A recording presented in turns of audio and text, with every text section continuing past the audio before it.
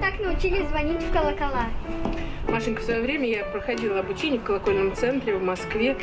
Там были полугодовые курсы, нас обучали, мы сдавали экзамены, и вот там мы как раз и обучались. Вот, у нас, как ты знаешь, в храме в нашем есть добрая традиция. Каждую Пасху мы всех желающих разрешаем подняться на колокольню и позвонить. И как ты помнишь, приходите от самых маленьких до взрослых дядь и теть, которые с удовольствием в этот день пробуют свои силы в роли звонаря. Они звонят маленькие колокола в большие. Получается настоящая пасхальная радость. Так что приходи.